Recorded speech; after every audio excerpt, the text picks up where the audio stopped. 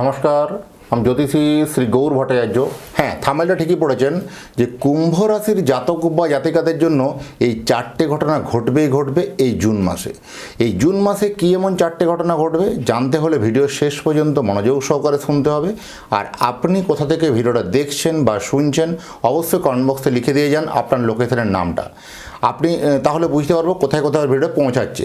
আর আমি জ্যোতিষী শ্রী গৌর ভট্টাচার্য। আমার চেম্বার হলো সারা ভারতবর্ষে একটাই চেম্বার। অন্যান্যদের মতো বিভিন্ন পাড়ায় পাড়ায় আমার চেম্বার নেই। প্রতিনিয়ত এক জায়গাতে বসি, প্রত্যেক দিনই বসি। আর যদি আমি এটাই বিশ্বাস করি যে সঠিক বিচার বা সঠিক প্রতিকার করতে পারলে 10টা-20টা চেম্বার করার কোনো প্রয়োজন নেই। এক জায়গায় বসলেই সমস্ত জায়গার মানুষ আসতে পারবে। যারা অনেক দূরে থাকেন, যাদের পক্ষে আসা সম্ভব নয় বা আসতে পারছেন না, তারা অনলাইন কনসালটেন্সি আমার সাথে নিতে পারেন। অনলাইনে কথা বলার জন্য কি করতে হবে? আপনার নাম, জন্ম তারিখ, জন্ম সময়, জন্মস্থান এই তথ্যগুলো পাঠিয়ে দিন। পৃথিবীর মানচিত্রে আপনি যে কোনো জায়গায় থাকুন না কেন, সেখান থেকে বসে আপনি অনলাইনে আমার সাথে কথা বলতে পারবেন। আর যাদের জন্ম তারিখ বা জন্ম সময় সঠিকভাবে জানা নেই, তারা দুটো হাতের ছবি তুলে পাঠান, হস্তরেখার বিচার করে আপনাকে প্রেডিকশান করতে পারবো বা বলতে পারবো। আর অনলাইন দেখাতে হলে আমার যে পারিশ্রমিক ফিজ আছে, সেই ফিজের টাকা আপনাকে পেমেন্ট করেই অপেক্ষা করতে হবে। কোনো 1 মিনিটের 2 মিনিটের মাধ্যমে ভাগ্য বিচার হয় না। আর এই সকলগুলোকে আমি বিশ্বাসও করি না। এই যে বিভিন্ন পত্রপত্রিকা বিভিন্ন জায়গায় অ্যাড দেখেন, 1 মিনিটে বশীকরণ, 2 মিনিটে বশীকরণ, দেখা মাত্র বশীকরণ, এই বশীকরণ কনসেপ্টের সঙ্গে আমি ঘোর বিরোধী। কারণ বশীকরণ কনসেপ্টকে আমি জানিও না, আমি বিশ্বাসও করি না।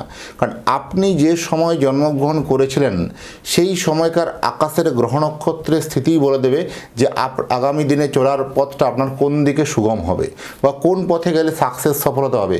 রিয়েলভাবে যদি জ্যোতিষটাকে বিচার করাতে চান তাহলে হয় চেম্বারে আসুন বা অনলাইনে দেখাতে পারেন।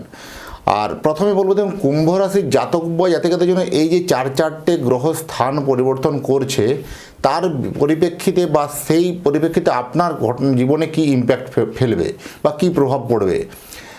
1 জুন 2026 অলরেডি বৃহস্পতি চলে এসছে, মিথুন থেকে কর্কটে চলে এসছে।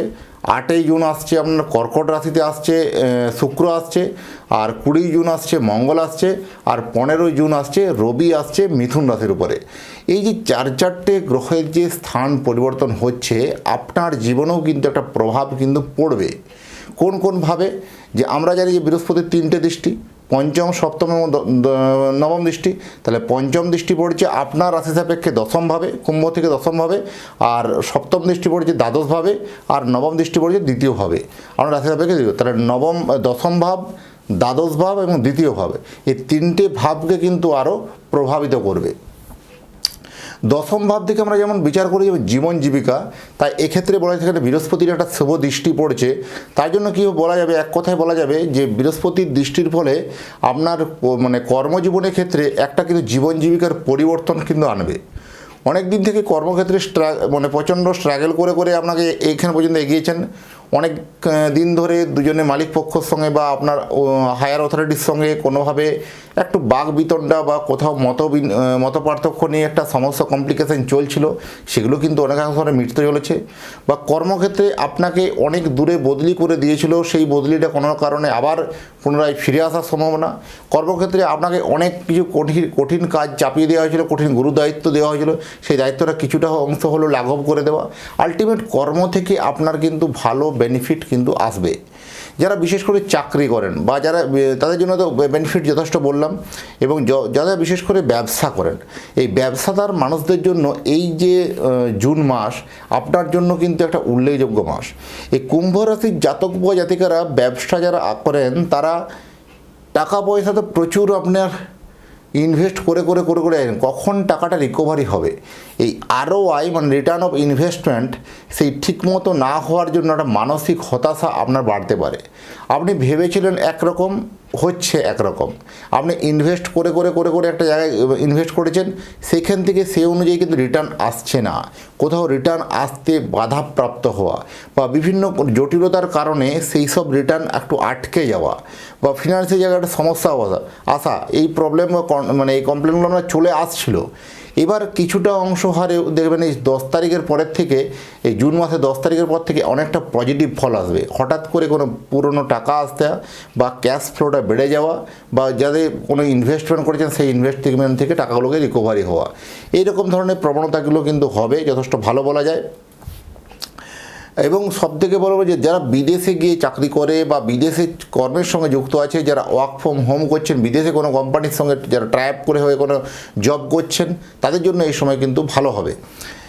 মোক্ষ লাভ, দূর ভ্রমণ যারা চিন্তাভাবনা করছেন তাদের জন্য ভালো হবে। বিদেশ যাত্রা যথেষ্ট ভালো হবে। যারা বিদেশে কর্ম করছেন, চাকরি ঠিকঠাক চললেও কোথাও একটা অর্থনৈতিক মানদণ্ড বা আর্থিক মানদণ্ডটা, গ্রাফ লেভেলটা আপনার কিন্তু নিচের দিকে নামছে। আপনি একরকম এক্সপেকটেশন মানে নিয়ে আপনি গেছিলেন, বা আপনার এক্সপেক্টেড তুলনায় কিন্তু ইনকামটা কিন্তু আপনার বর্তমান সময় হচ্ছে না। তার জন্য কোথাও একটা ফিনান্সিয়ালি জায়গায় আপনার টান আসবে, স্বাভাবিক ঘটনা। তাহলে সেই যে ফিনান্সিয়ালিভাবে আপনি ভেবেছেন যে এই কাজটাকে আমি সুইচ করে অন্য একটা কাজে যাব, তো সেই ক্ষেত্রে বলবো জুন মাসটা একটু থেমে যাওয়াই ভালো। কারণ জুন মাসে কোথাও কর্মক্ষেত্রে পরিবর্তন করাটা আপনার জন্য তো শ্রেষ্ঠ হবে না, তবে কর্মক্ষেত্রে পরিবর্তনের যোগ বা মহল একটা তৈরি হবে। আপনি সেটার জন্য প্রিপেয়ার্ড হয়ে থাকুন। যদি সিদ্ধান্ত নিতেই হয় তাহলে 20 তারিখের পরের থেকে সিদ্ধান্ত নিতে পারেন। যে এখান থেকে সবথেকে যেটা বৃহস্পতির প্রভাবে দ্বিতীয় ভাব মানে আর্থিক দিকটা আপনার অনেকটা প্রভিডেন্ট হবে। কারণ বৃহস্পতি যেহেতু আমাদের অর্থের কারক গ্রহ বা জ্ঞানের কারক গ্রহ, তাহলে আপনার কোথাও কথাবার্তার মধ্যে জ্ঞান বা শালীনতা বৃদ্ধি পাবে। এই কথাবার্তার মধ্যে আপনার যথেষ্ট শালীনতা বৃদ্ধি হয়ে ব্যবসা ক্ষেত্রে একটা গ্রোথ হবে। আপনার নিজস্ব পরিচিতিটা আরও বাড়বে। কোথাও খাদ্যাভ্যাস মানে আপনার কোনো খাবার জিনিসের প্রতি শখ আহ্লাদটা ইদানিং বাড়তে পারে, সেটা নিয়ে কিন্তু সমস্যা, কিন্তু কমপ্লিকেশান আসতে পারে। তাই খাদ্যাভ্যাস থেকে একটু লিমিট থাকুন বা সংযত থাকুন, আপনার জন্য শ্রেষ্ঠ হবে। আর আপনি যদি চাইছেন যে আপনার সন্তানের জন্য একটা জন্মকুণ্ডলী বানাতে, আপনার সন্তানের নাম, জন্ম তারিখ, জন্ম সময়, জন্মস্থান এই তথ্যগুলো পাঠিয়ে দিন। পৃথিবীর মানচিত্রে আপনি যে কোনো জায়গায় থাকুন না কেন, সেখানে বসেই আপনি আপনার সন্তানের জন্ম কুণ্ডলী, আমার নিজের হাতের লেখা তৈরি আপনার বিচার প্রেডিকশান লিখে আপনার বাড়ি অবধি পৌঁছে দিয়ে আসবো বাই পোস্ট দ্বারা। আর যারা অধীর আগ্রহে অপেক্ষা করে আছেন বা শুনছেন বা দেখছেন, যারা এখনও সাবস্ক্রাইব করেননি, দয়া করে রিকোয়েস্ট করবো চ্যানেলটা একটু সাবস্ক্রাইব করে দিন। আর যারা এত দূর থেকে আসতে পারছেন না, তারা তো অনলাইন পরিষেবা আমার নিতেই পারবেন। আর যারা এখনও পর্যন্ত অপেক্ষা করছেন যে এখনও সময় আছে, তাদেরকে বলবো এখান থেকেই শুরু করা যায়, এখান থেকেই শুরু করা সম্ভব।